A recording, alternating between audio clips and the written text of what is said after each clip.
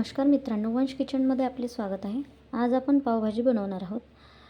इथे पावभाजीसाठी मी इथे लसूण, आलं आणि हिरव्या मिरच्या घेतलेल्या आहे। याची आपण आता पेस्ट करून घेऊयात। इथे मी शिमला मिरची घेतलेली आहे, शेंगा घेतलेल्या आहे, आलं, लसूण आणि मिरची याची पेस्ट करून घेतलेली आहे। एक मोठा टोमॅटो घेतलेला आहे।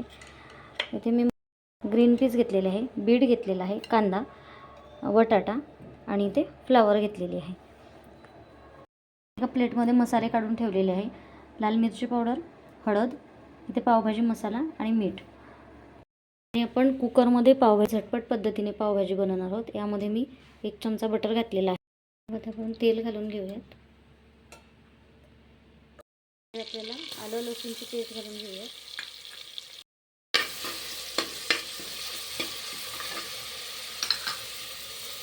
यामध्ये कांदा घालून घेऊयात।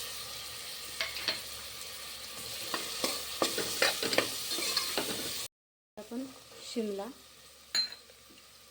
Tomato, green peas, beet, flower, बटाटा सगळं घालून घेऊया।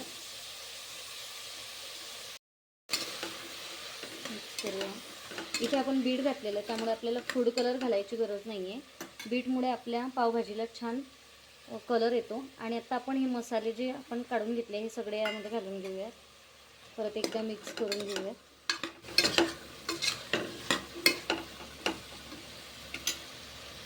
आपण पाणी ॲड केलेलं आहे। आता आपण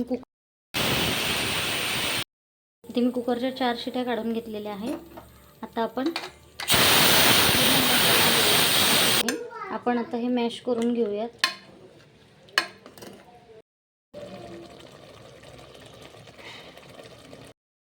आता आपण पाव भाजून घेऊयात। तव्यावर मी इथे बटर घातलेला आहे, त्यावर आपण थोडी भाजी घालून घेऊया आणि आपले पाव त्यावर भाजून घेऊया।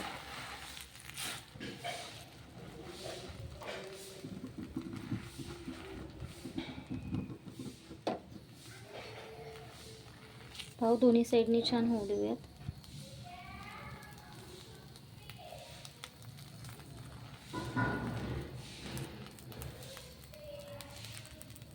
आपली पावभाजी छान रेडी झालेली आहे।